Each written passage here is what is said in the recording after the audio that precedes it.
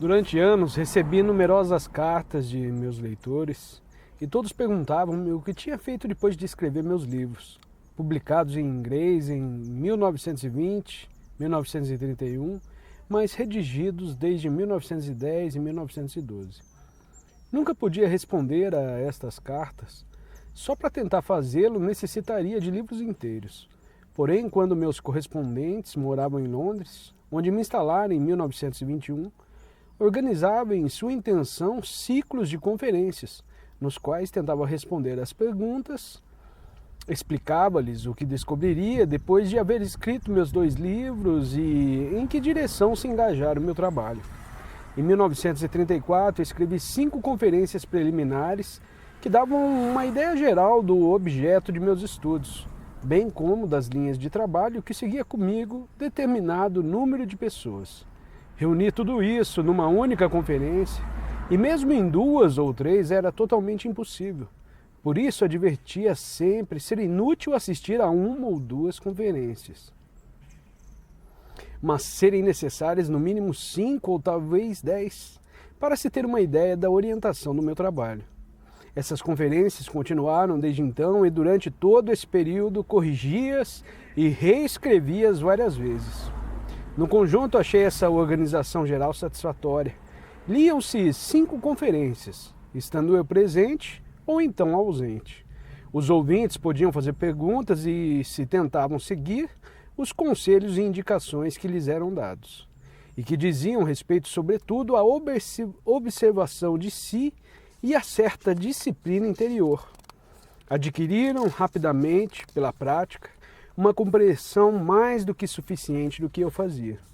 É claro que sempre reconheci não serem 5 conferências o bastante, e nas conversações seguintes retomava os dados preliminares para desenvolvê-los, tentando fazer ver aos ouvintes sua própria posição diante do novo conhecimento. Tornou-se evidente para mim que para muitos deles a principal dificuldade era dar-se conta de que tinham realmente ouvido coisas novas, quero dizer, coisas que nunca tinham ouvido antes. Sem confessá-lo a si mesmos, tentavam sempre negar em pensamento a novidade do que tinham ouvido e esforçavam-se, qualquer que fosse o assunto, em retraduzir tudo em sua linguagem habitual. Naturalmente, não podia levar isso em conta. Sei que não é fácil reconhecer que estamos ouvindo coisas novas. Estamos de tal maneira habituados às velhas cantigas, aos velhos refrões, que há muito deixamos de esperar. Deixamos até de crer que possa existir alguma coisa nova. E quando ouvimos formular ideias novas, tomamos-las por velhas ideias ou pensamos que podem ser explicadas ou interpretadas com auxílio de velhas ideias. De fato, é tarefa árdua compreender a possibilidade e a necessidade de ideias realmente novas.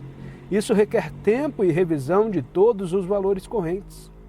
Não posso assegurar que desde o início encontrarão aqui ideias novas, isto é, ideias das quais nunca tenham ouvido falar. Mas se tiverem paciência, não tardarão a notá-las e desejo-lhes então que não as deixem escapar e cuidem para não interpretá-las da velha maneira. Nova York, 1945.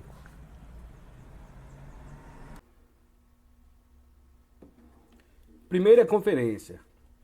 Vou falar do estudo da psicologia, mas devo preveni-los de que a psicologia a que me refiro é muito diferente do que possam conhecer por esse nome. Antes de tudo, devo dizer que nunca no curso da história a psicologia se encontrou em nível tão baixo. Perdeu todo o contato com sua origem e todo o seu sentido, a tal ponto que hoje é difícil definir o termo psicologia, isto é, precisar o que é a psicologia e o que ela estuda. E isso, apesar de no curso da história jamais se ter visto tantas teorias psicológicas nem tantos livros sobre psicologia. A psicologia é às vezes chamada uma ciência nova, nada mais falso. Ela é talvez a ciência mais antiga. Infelizmente, em seus aspectos essenciais, é uma ciência esquecida. como definir a psicologia? Para compreender isso, é preciso dar-se conta de que, exceto nos tempos modernos, a psicologia jamais existiu com seu próprio nome, por vários motivos. Sempre foi suspeita de apresentar tendências falsas e subversivas, de caráter religioso, político ou moral, e sempre teve que se ocultar sob diferentes disfarces. Durante milênios, a psicologia existiu com o nome de filosofia. Na Índia, todas as formas de yoga, que são essencialmente psicologia, são descritas como um dos 6 sistemas de filosofia. Os ensinamentos sufis, que são, antes de tudo, de ordem psicológica, são considerados em parte religiosos, em parte metafísicos. Na Europa, até pouco tempo atrás, nos últimos anos do século XIX, muitas obras de psicologia eram citadas como obras de filosofia. E embora quase todas as subdivisões da filosofia, tais como a lógica, a teoria do conhecimento, a ética e a estética, refiram-se ao trabalho do pensamento humano ou ao dos sentidos. Considerava-se a psicologia inferior à filosofia e relacionada somente com os aspectos mais baixos ou mais triviais da natureza humana. Ao mesmo tempo que subsistia com o nome de filosofia, a psicologia permaneceu por mais tempo ainda associada a uma ou outra religião. Isso não significa que religião e psicologia jamais tenham sido uma única e mesma coisa, nem que a relação entre religião e psicologia tenha sido sempre reconhecida. Mas não há dúvidas de que quase todas as religiões conhecidas, evidentemente não falo das pseudo-religiões modernas, desenvolveram esta ou aquela espécie de ensinamento psicológico, acompanhado muitas vezes de certa prática, de modo que, frequentemente, o estudo da religião comportava, já por si mesmo, o da psicologia. Na literatura religiosa mais ortodoxa, de diferentes países e diversas épocas, encontram-se excelentes obras sobre psicologia. Por exemplo, esta compilação de autores que datam dos primeiros tempos do cristianismo e que se conhece pelo título geral de Pilocalia, livros que hoje estão em uso na Igreja Oriental, onde são reservados principalmente para a instrução dos monges. No tempo em que a psicologia estava ligada à filosofia e à religião, ela existia também sob a forma de arte. Poesia, tragédia, escultura, dança, a própria arquitetura eram meios de transmissão do conhecimento psicológico. Certas catedrais góticas, por exemplo, eram essencialmente tratados de psicologia. Na antiguidade, antes que a filosofia, a religião e a arte adotassem as formas independentes sob as quais as conhecemos hoje, a psicologia encontrava sua expressão nos mistérios, tais como os do Egito e da Grécia Antiga.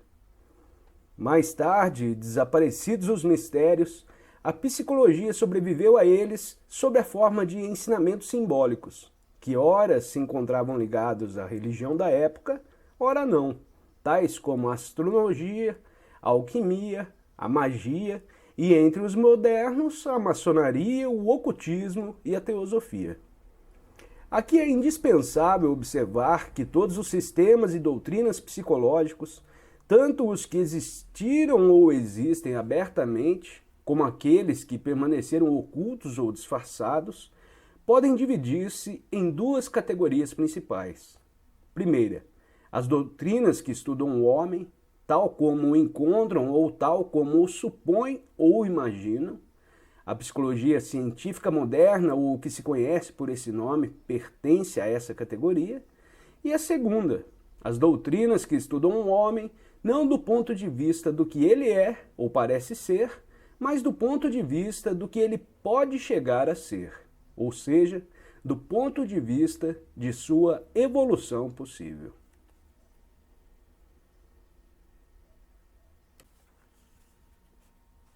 Estas últimas são, na realidade, as doutrinas originais, ou em todo caso, as mais antigas e as únicas que podem fazer compreender a origem esquecida da psicologia e sua significação. Quando tivermos reconhecido como é importante, no estudo do homem, o ponto de vista de sua evolução possível, compreenderemos que a primeira resposta à pergunta, o que é psicologia, deveria ser: psicologia é o estudo dos princípios, leis e fatos relativos à evolução possível do homem. Nestas conferências vou me colocar exclusivamente em tal ponto de vista. Nossa primeira pergunta será: o que significa a evolução do homem? E a segunda, ela exige condições especiais? Devo dizer, antes de tudo, que não poderíamos aceitar as concepções modernas sobre a origem do homem e sua evolução passada. Devemos nos dar conta de que nada sabemos sobre essa origem e de que carecemos de qualquer prova de uma evolução física ou mental do homem. Muito ao contrário, se tomarmos a humanidade histórica, isto é, há 10 ou 15 mil últimos anos, podemos encontrar sinais inconfundíveis de um tipo superior de humanidade, cuja presença pode ser demonstrada por múltiplos testemunhos e monumentos da antiguidade, os quais os homens atuais seriam incapazes de recriar ou imitar. Quanto ao homem pré-histórico, ou a essas criaturas de aspecto semelhante ao homem, e todavia tão diferentes dele, cujos ossos se encontram às vezes em depósitos do período glacial ou pré-glacial, podemos aceitar a ideia muito plausível de que essas ossadas pertenciam a um ser bem distinto do homem, desaparecido há muito tempo. Ao navegar a evolução passada do homem, devemos recusar-lhe toda a possibilidade de uma evolução mecânica futura. Isto é, de uma evolução que se operaria por si só, segundo as leis da hereditariedade e da seleção, sem esforços conscientes por parte do homem e sem que este tenha compreendido sequer a possibilidade de sua evolução. Nossa ideia fundamental é a de que o homem, tal qual o conhecemos, não é um ser acabado. A natureza o desenvolve até certo ponto e logo o abandona, deixando-o prosseguir em seu desenvolvimento por seus próprios esforços e por sua própria iniciativa. Ou viver e morrer tal como nasceu, ou ainda degenerar e perder a capacidade de desenvolvimento. No primeiro caso, a evolução do homem significará o desenvolvimento de certas qualidades e características interiores que habitualmente permanecem embrionárias e que não podem se desenvolver por si mesmas. A experiência e a observação mostram que esse desenvolvimento só é possível em condições bem definidas, que exige esforços especiais por parte do próprio homem e uma ajuda suficiente por parte daqueles que, antes dele, empreenderam um trabalho da mesma ordem e chegaram a um certo grau de desenvolvimento, ou pelo menos a um certo conhecimento dos métodos. Devemos partir da ideia de que sem esforços a evolução é impossível e de que sem ajuda é igualmente impossível. Depois disso, devemos compreender que no caminho do desenvolvimento, o homem deve tornar-se um ser diferente e devemos estudar e conceber de que modo e em que direção deve o homem converter-se num ser diferente. Isto é, o que significa um ser diferente. Depois devemos compreender que nem todos os homens podem desenvolver-se e tornar-se seres diferentes. A evolução é uma questão de esforços pessoais e, em relação à massa da humanidade, continua a ser exceção rara. Isso talvez possa parecer estranho, mas devemos nos dar conta não só de que a evolução é rara, mas também que se torna cada vez mais rara.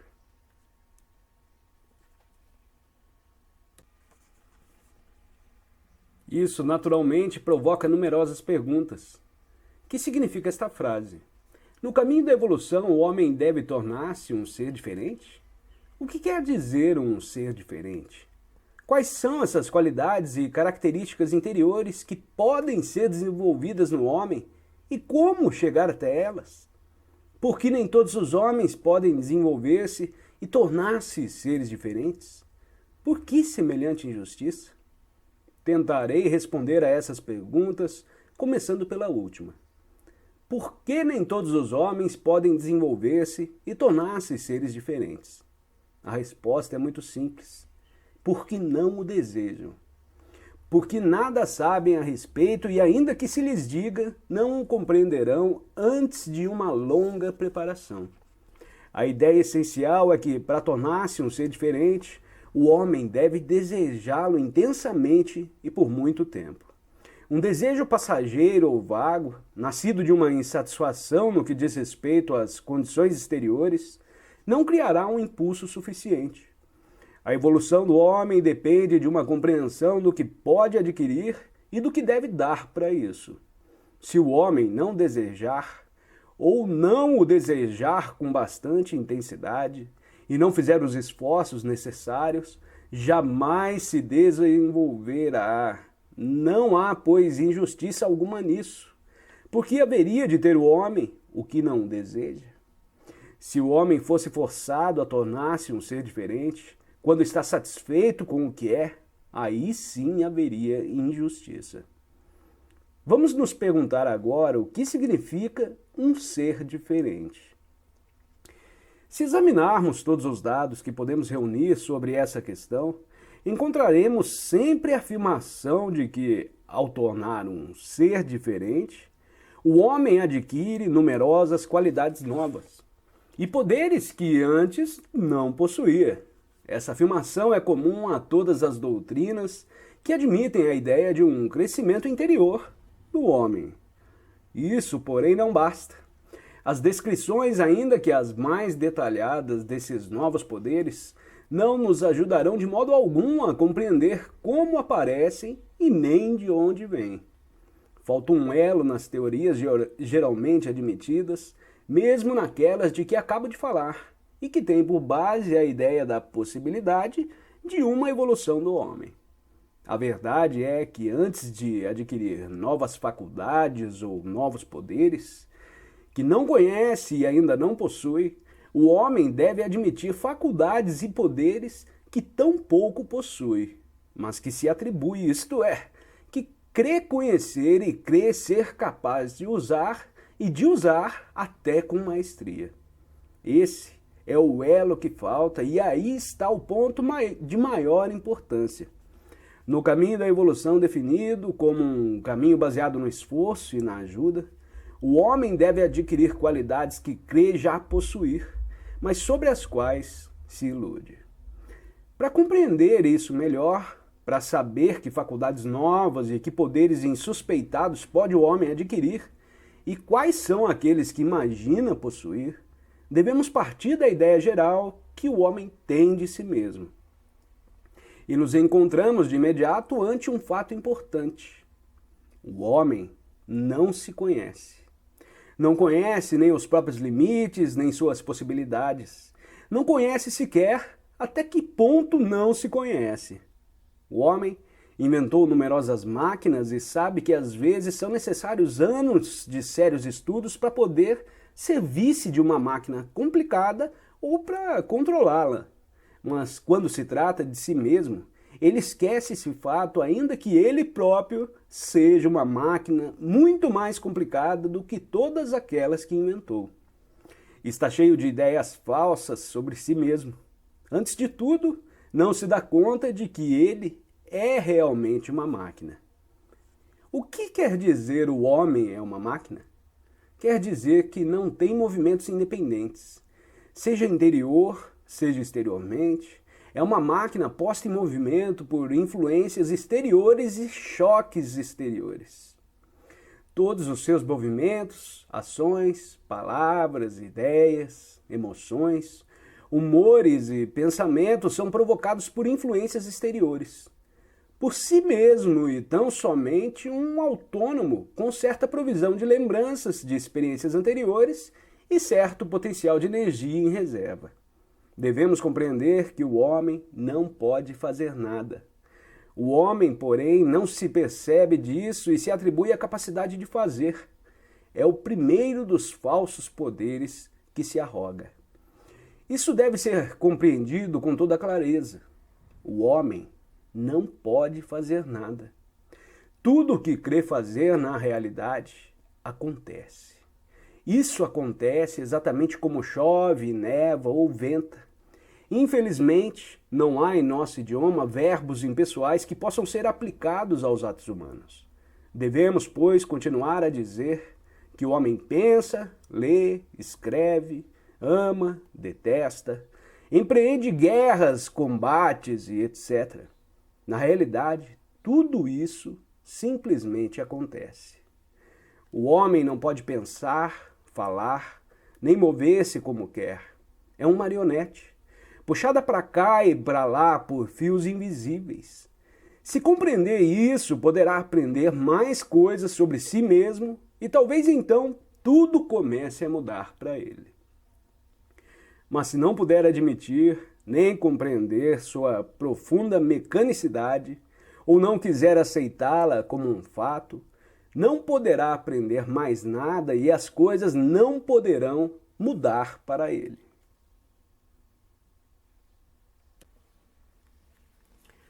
O homem é uma máquina, mas uma máquina muito singular.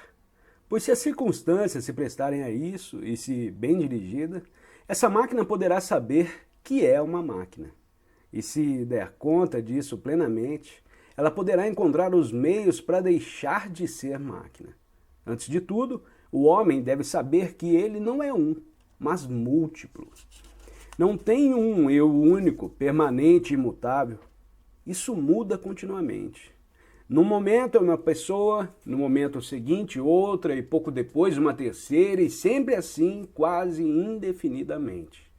O que cria no homem a ilusão da própria unidade, ou a própria integralidade, é por um lado a sensação que ele tem de seu corpo físico, por outro o seu nome, que em geral não muda, e por último certo número de hábitos mecânicos implantados nele pela educação ou adquiridos por imitação, tendo sempre as mesmas sensações físicas, ouvindo sempre ser chamado pelo mesmo nome e encontrando em si hábitos e inclinações que sempre conheceu, imagina permanecer o mesmo.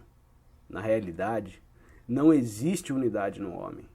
Não existe um centro único de comando, nem um eu ou um ego permanente. Eis aqui um esquema geral do homem. Agora o locutor vai descrever uma imagem aqui para vocês, que se trata de um círculo, e dentro dele é como se tivesse várias células de eus, vários eus, minúsculos eus, e aí o homem se considera esse grande círculo como se ele fosse o eu em si, mas na realidade ele é um conjunto de minúsculos eus internos. Tá ok? Vamos seguir a leitura. Cada pensamento, cada sentimento, cada sensação, cada desejo, cada eu gosto ou eu não gosto, é um eu. Esses eus não estão ligados entre si e nem coordenados de modo algum. Cada um deles depende das mudanças de circunstâncias exteriores e das mudanças de impressões. Tal eu desencadeia mecanicamente toda uma série de outros eus. Alguns andam sempre em companhia de outros, e não existe aí, porém, nem ordem, nem sistema. Alguns grupos de eus têm vínculos naturais entre si. Falaremos desses grupos mais adiante. Por enquanto, devemos tratar de compreender que as ligações de certos grupos de eus constituem-se unicamente de associações acidentais, recordações fortuitas ou semelhanças completamente imaginárias. Cada um desses eus não representa em dado momento mais que uma ínfima parte de nossas funções. Porém, cada um deles crê representar o todo. Quando o homem diz eu, tem-se a impressão de que fala de si em sua totalidade. Mas, na realidade, mesmo quando crê que isso é assim, é só um pensamento passageiro, um humor passageiro ou um desejo passageiro. Uma hora mais tarde pode tê-lo esquecido completamente e expressar com a mesma convicção, opinião, ponto de vista ou interesses opostos. O pior é que o homem não se lembra disso. Na maioria dos casos, dá crédito ao último eu que falou, enquanto este permanece, ou seja, enquanto um novo eu, às vezes sem conexão alguma com o precedente, ainda não tem expressado com mais força sua opinião ou seu desejo. E agora, voltemos às outras perguntas. O que se deve entender por desenvolvimento? E o que quer dizer tornar-se um ser diferente? Em outras palavras, qual é a espécie de mudança possível ao homem?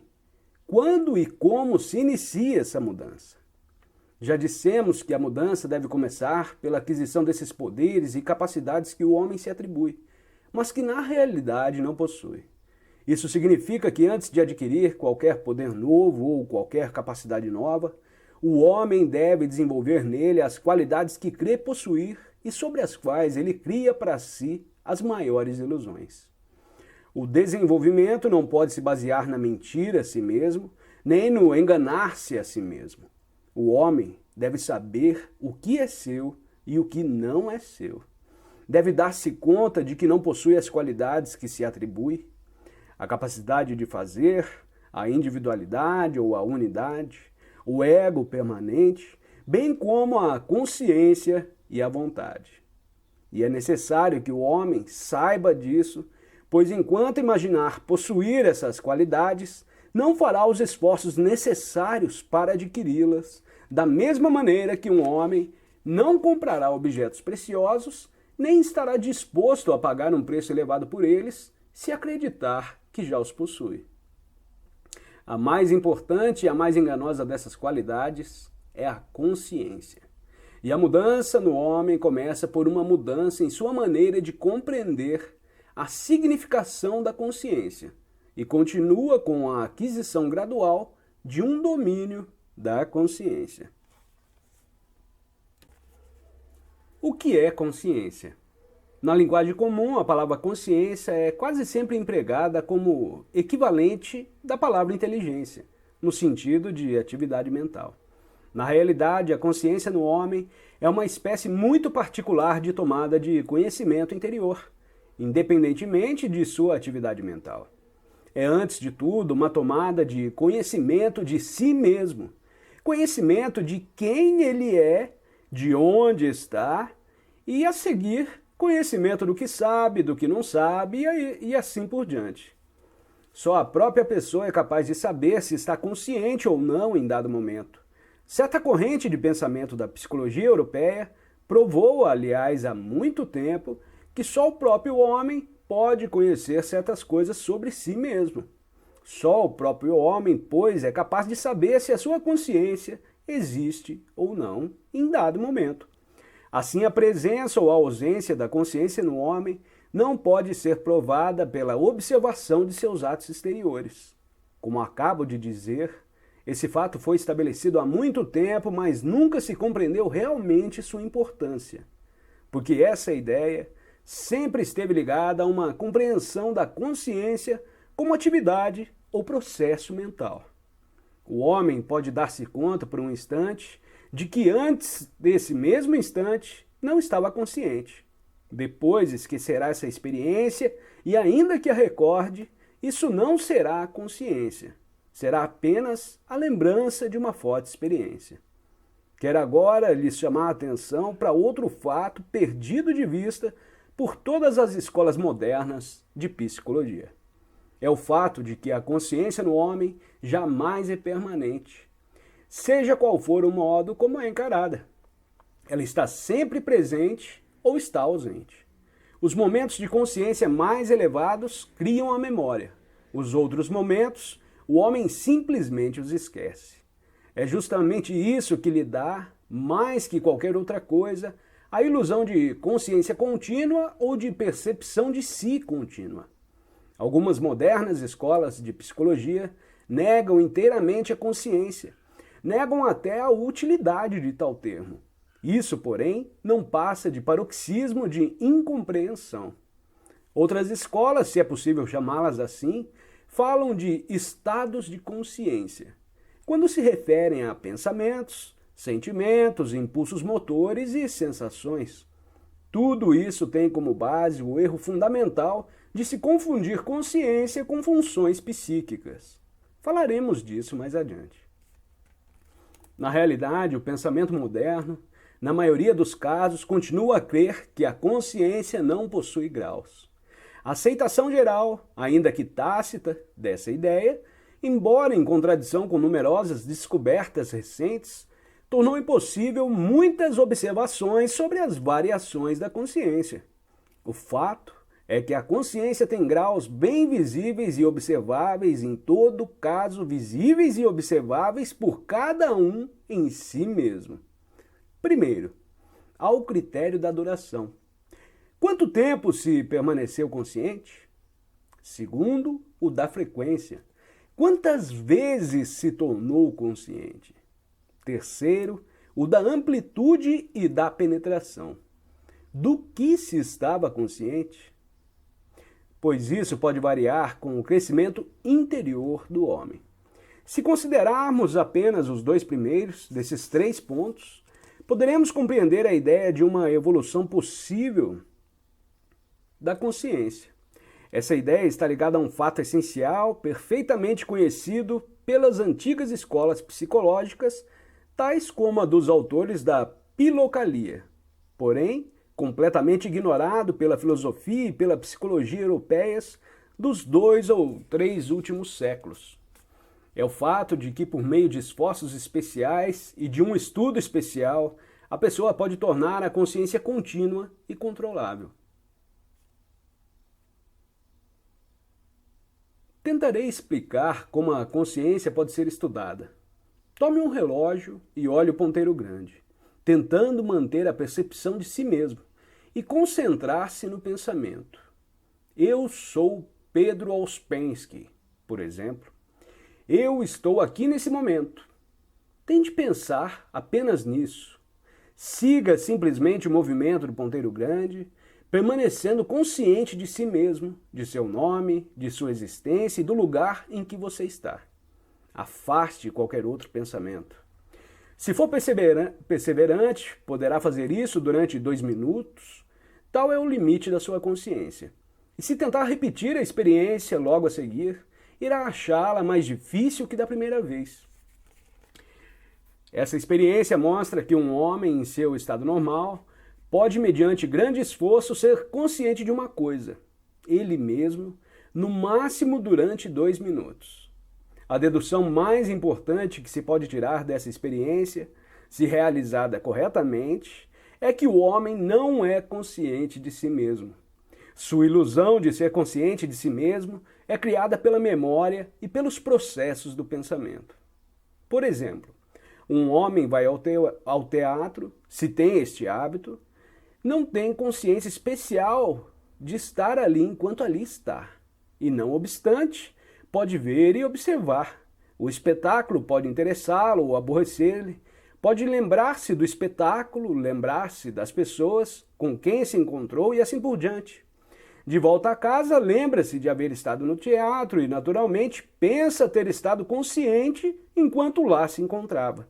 De forma que não tem dúvida alguma quanto à sua consciência e não se dá conta de que sua consciência pode estar totalmente ausente, mesmo quando ele ainda age de modo razoável, pensa e observa. De maneira geral, o homem pode conhecer 4 estados de consciência que são o sono, o estado de vigília, a consciência de si e a consciência objetiva. Mesmo tendo a possibilidade de conhecer esses 4 estados de consciência, o homem só vive de fato em 2 desses.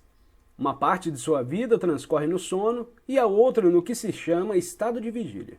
Embora, na realidade, esse último difira muito pouco do sono. Na vida comum, o homem nada sabe de consciência objetiva e não pode ter nenhuma experiência dessa ordem.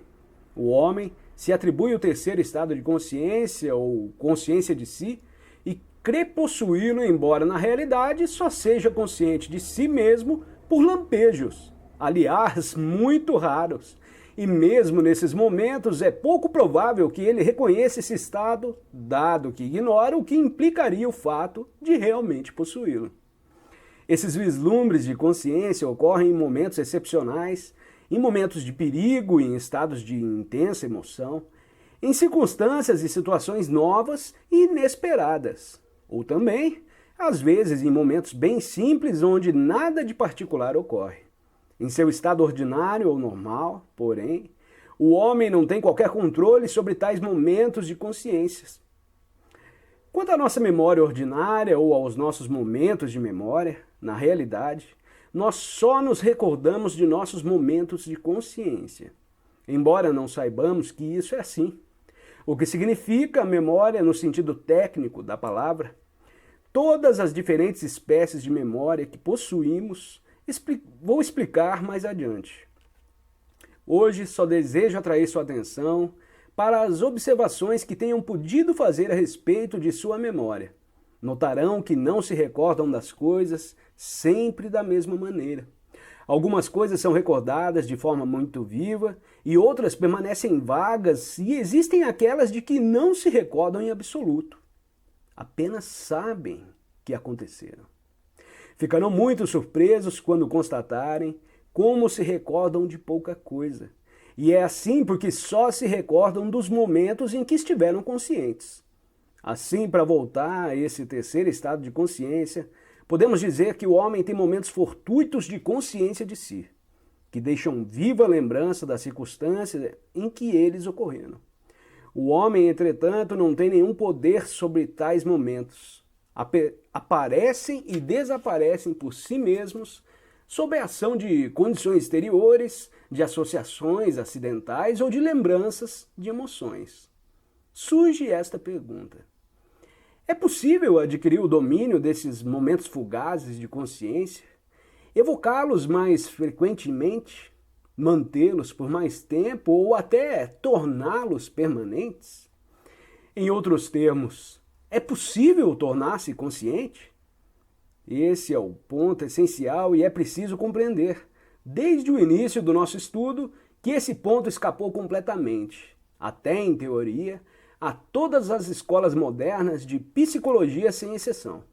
De fato, por meio de métodos adequados e esforços apropriados, o homem pode adquirir o controle da consciência, pode tornar-se consciente de si mesmo, com tudo o que isso implica. Entretanto, o que isso implica não podemos sequer imaginá-lo em nosso estado atual. Só depois de bem compreendido esse ponto é possível empreender um estudo sério da psicologia. Esse estudo deve começar pelo exame dos obstáculos à consciência em nós mesmos, porquanto a consciência só pode começar a crescer quando pelo menos alguns desses obstáculos forem afastados. Nas conferências seguintes falarei desses obstáculos, e o maior deles é nossa ignorância de nós mesmos e nossa convicção ilusória de nos conhecermos, pelo menos até certo ponto, e de podermos contar conosco mesmo, quando na realidade não nos conhecemos em absoluto e de modo algum podemos contar conosco, nem sequer nas menores coisas. Xalala! Essa leitura eu vou ter que parar por aqui. E aí, meu irmão, você se conhece mesmo? Mesmo? Eu fazia parte de um grupo de estudo de cabala e a gente conversava muito sobre isso, né? Da gente não se render ao ego e tal. E eu lembro que eu conversava com eles, eu falei, cara, eu não consigo fazer uma dieta. Como que eu vou controlar o meu desejo? Como que eu vou controlar o meu desejo de querer ser mais de ego, o meu desejo egoísta? Né? Se você não tem capacidade de evitar de comer um pedaço de pizza, como que você vai conseguir? Sei lá, cara, você não consegue evitar de fumar um cigarro, evitar de tomar um café, sabe? E fazer um exercício. Como que você... Não é extremamente absurdo uma coisa dessa? Eu tô Nossa, meu queixo tá caindo com esse livro aqui. Cada página que eu leio é um tapa na cara para dizer, acorda, meu irmão, acorda que você tá dormindo gigantescamente.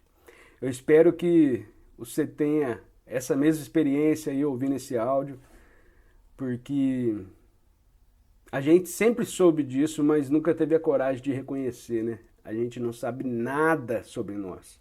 Por mais que você medite, por mais que você faça o que for, por que você não muda se você sabe já tudo, né? Você já leu milhares de livros, tem milhares de informações, pratica meditação há trocentos anos. E por que você não mudou ainda, cara? Você já sabe tudo. Né? A gente tropeça em gravetos. Estamos tropeçando em gravetos, em grãos de areia. Vamos acordar. Um grande abraço a todos. Tamo junto aí, negada. Tchau, tchau. Nas conferências seguintes falarei desses obstáculos. O maior deles é nossa ignorância de nós mesmos e nossa convicção ilusória de nos conhecermos, pelo menos até certo ponto, e de podermos contar conosco mesmo, quando na realidade não nos conhecemos em absoluto. E de que modo algum podemos contar conosco, nem sequer nas menores coisas. Devemos compreender agora que psicologia significa verdadeiramente o estudo de si. Essa é a segunda definição de psicologia.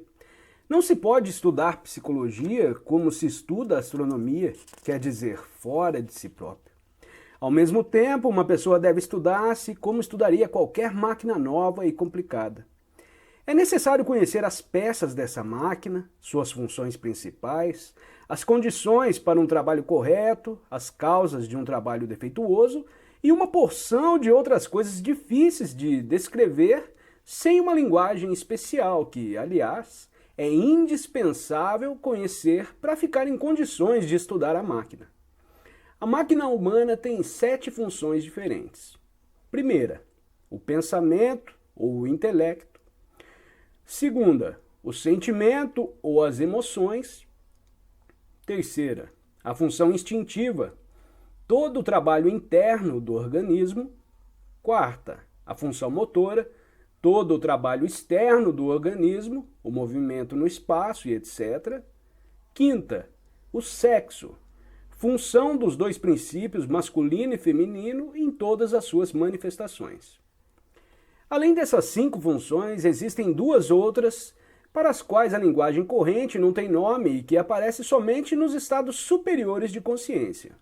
Uma, a função emocional superior, que aparece no estado de consciência de si, e outra, a função intelectual superior, que aparece no estado de consciência objetiva. Como não estamos nesses estados de consciência, não podemos estudar essas funções nem experimentá-las. Só conhecemos sua existência de modo indireto por meio daqueles que passaram por essa experiência. Na antiga literatura religiosa e filosófica de diferentes povos, encontram-se múltiplas alusões aos estados superiores de consciência e às funções superiores de consciência. É tanto mais difícil compreender essas alusões porque não fazemos nenhuma distinção entre os estados superiores de consciência. O que chamamos samadhi, estado de êxtase, iluminação, ou em obras mais recentes, consciência cósmica. Pode referir-se ora a um, ora a outro, às vezes à experiência de consciência de si, às vezes à experiência de consciência objetiva.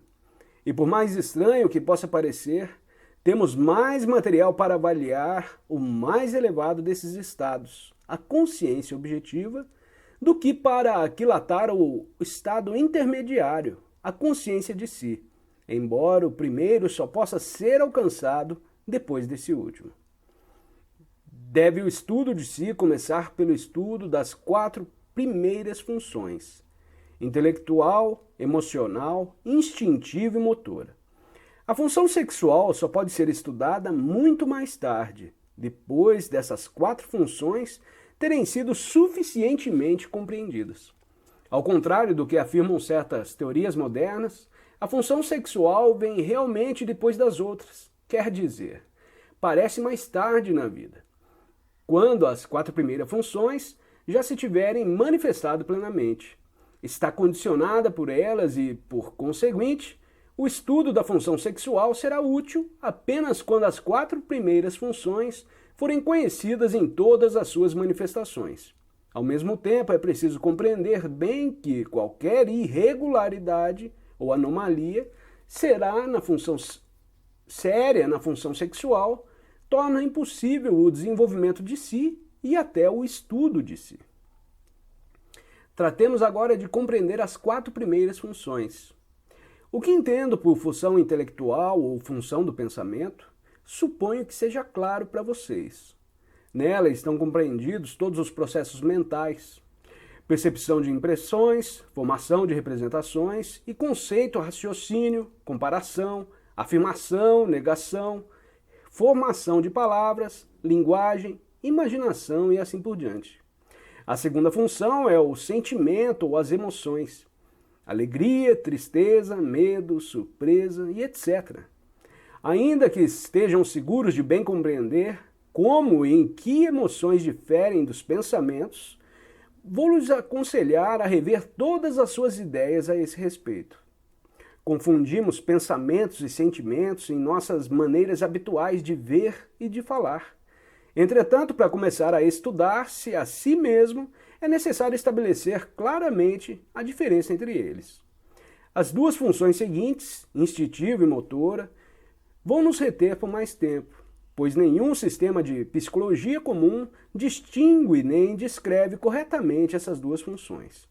As palavras instinto e instintivo são empregadas geralmente num sentido errôneo e, frequentemente, sem sentido algum. Em particular, atribui-se ao instinto manifestações exteriores que são, na realidade, de ordem motora e, às vezes, emocional. A função instintiva no homem compreende 4 espécies de funções.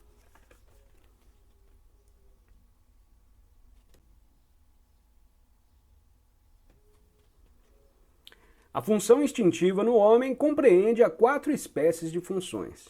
Primeira, todo o trabalho interno do organismo, toda a fisiologia, por assim dizer, a digestão e a assimilação do alimento, a respiração e a circulação do sangue, todo o trabalho dos órgãos internos, a construção de novas células, a eliminação de detritos, o trabalho das glândulas endócrinas e assim por diante. Segundo, os 5 sentidos, como são chamados a visão, a audição, o olfato, o paladar e o tato. E todos os demais, como o sentido de peso, de temperatura, de secura ou umidade, etc. Ou seja, todas as sensações indiferentes, sensações que não são por si mesmas nem agradáveis nem desagradáveis. Terceiro, todas as emoções físicas, quer dizer, todas as sensações físicas que são agradáveis ou desagradáveis. Todas as espécies de dor ou de sensações desagradáveis, por exemplo, um sabor ou um odor desagradável, e todas as espécies de prazer físico, como os sabores e os odores agradáveis, e assim por diante. Quarto, todos os reflexos, até os mais complicados, tais como o riso e o bocejo, todas as espécies de memórias físicas, tais como a memória do gosto, do olfato, da dor, que são, na realidade, reflexos internos. A função motora compreende todos os movimentos exteriores, tais como caminhar, escrever, falar, comer e as lembranças que disso restam. A função motora pertencem também movimentos que a linguagem corrente qualifica de instintivos, como o de aparar um objeto que cai sem pensar nisso. A diferença entre a função instintiva e a função motora é muito clara e fácil de compreender. Basta recordar que todas as funções instintivas, sem exceção, são inatas e não é necessário aprendê-las para utilizá-las, ao passo que nenhuma das funções de movimento é inata e é necessário aprendê-las todas assim. Todas. Assim a criança aprende a nadar, aprendemos a escrever ou a desenhar. Além dessas funções motoras normais, existem ainda estranhas funções de movimento, que representam o trabalho inútil da máquina humana. Trabalho não previsto pela natureza, mas que ocupa um vasto lugar na vida do homem e consome grande quantidade de sua energia. São a formação dos sonhos, a imaginação, o devaneio, o falar consigo mesmo, o falar por falar e, de maneira geral, as manifestações incontroladas e incontroláveis. As 4 funções, intelectual, emocional, instintiva e motora, devem, antes de tudo, ser compreendidas em todas as suas manifestações. Depois, é preciso observá-las em si mesmo. Essa observação de si, que deve ser feita a partir de dados corretos, com prévia compreensão dos estados de consciência e das diferentes funções, constitui a base do estudo de si, isto é, o início da psicologia. É muito importante recordar que, enquanto observamos as diferentes funções, cumpre observar ao mesmo tempo sua relação com os diferentes estados de consciência. Vamos tomar os 3 estados de consciência: o sono, o estado de vigília e lampejos de consciência de si. E as 4 funções: pensamento, sentimento, instinto e movimento. Essas 4 funções podem manifestar-se no sono, mas suas manifestações são então desconexas e destituídas de qualquer fundamento. Não podem ser utilizadas de maneira alguma e funcionam automaticamente. No estado de consciência de vigília ou de consciência relativa, elas podem, até certo ponto, servir para nossa orientação. Seus resultados podem ser comparados, verificados, retificados, e embora possam criar inúmeras ilusões, só contamos, no entanto, com elas em nosso estado ordinário e devemos usá-las na medida em que podemos. Se conhecêssemos a quantidade de observações falsas, de falsas teorias, de falsas deduções e conclusões feitas nesse estado, cessaríamos completamente de crer em nós mesmos. Entretanto, os homens não se dão conta de quanto as suas observações e teorias podem ser enganosas e continuam a crer nelas. E é isso que impede os homens de observarem os raros momentos em que suas funções se manifestam sob o efeito dos lampejos do 3º estado de consciência, ou seja, da consciência de si. Tudo isso significa que cada uma das 4 funções pode manifestar-se em cada um dos 3 estados de consciência. Os resultados, todavia, diferem inteiramente. Quando aprendemos a observar esses resultados e a diferença entre eles, compreenderemos a relação correta entre as funções e os estados da consciência.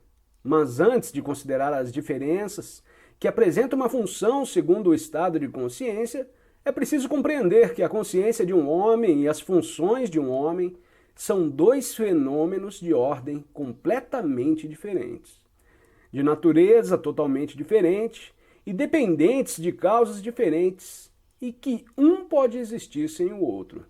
As funções podem existir sem a consciência e a consciência pode existir sem as funções.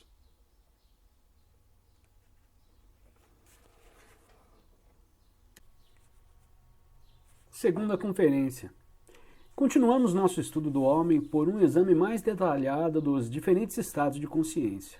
Como já disse, existem 4 estados de consciência possíveis para o homem: o sono, a consciência da vigília, a consciência de si e a consciência objetiva.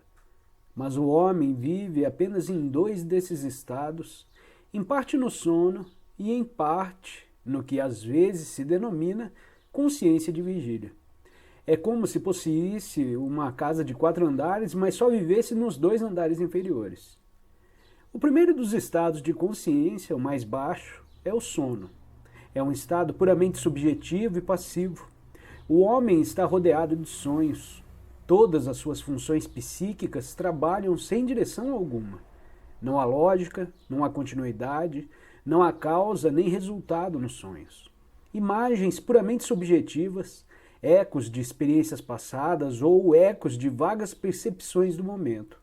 Ruídos que chegam ao adormecido, sensações corporais tais como ligeiras dores, sensação de tensão muscular, atravessam o espírito sem deixar mais que uma tênue vestígio na memória, e quase sempre sem deixar sinal algum.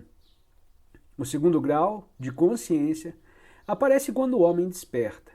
Esse segundo estado, o estado no qual nos encontramos neste momento, quer dizer, no qual trabalhamos, falamos, imaginamos que somos seres conscientes, denominamos frequentemente consciência lúcida ou consciência desperta, quando na realidade deveria ser chamado de sono desperto ou consciência relativa. Esse último termo será explicado mais adiante. Aqui é preciso compreender que o primeiro estado de consciência, o sono, não se dissipa quando aparece o segundo estado, isto é, quando o homem desperta. O sono permanece com todos os seus sonhos e impressões, só que, para a pessoa, ao sono se acrescenta uma atitude crítica para com suas próprias impressões, pensamentos mais bem coordenados e ações mais disciplinadas. E em decorrência da vivacidade das impressões sensoriais, dos desejos e dos sentimentos, em particular do sentimento de contradição ou de impossibilidade, cuja ausência é total no sono, os sonhos tornam-se invisíveis, tal como a lua e as estrelas tornam-se invisíveis à claridade do sol. Porém, todos estão presentes e frequentemente exercem sobre o conjunto de nossos pensamentos, sentimentos e ações uma influência cuja força supera, às vezes, a das percepções reais do momento. A esse respeito, devo dizer que não me refiro aqui ao que na psicologia moderna se chama subconsciente ou pensamento subconsciente. São simplesmente expressões errôneas, termos equivocados, que não significam nada e não se referem a nenhum fato real. Em nós, nada é subconsciente de maneira permanente, já que nada em nós é consciente de modo permanente e não existe pensamento subconsciente pela simples razão de que não há pensamento consciente. Mais tarde verão como este erro se produziu, como esta falsa terminologia pôde aparecer e ser admitida quase em toda parte. Voltemos, todavia, aos estados de consciência que existem de fato. O primeiro é o sono e o segundo é o sono desperto ou consciência relativa. O primeiro, como disse, é um estado puramente subjetivo. O segundo é menos subjetivo. O homem já distingue entre eu e o não eu, ou seja, entre seu corpo e os objetos que diferem do seu corpo. E pode conhecer a posição e as qualidades deles, mas não se poderia dizer que, nesse estado, o homem esteja desperto, visto que permanece poderosamente influenciado pelos sonhos e, de fato, vive mais nos sonhos que na realidade. Todos os absurdos e todas as contradições dos homens e da vida humana em geral se explicam se compreendermos que os homens vivem no sonho, agem no sonho e não sabem que estão dormindo.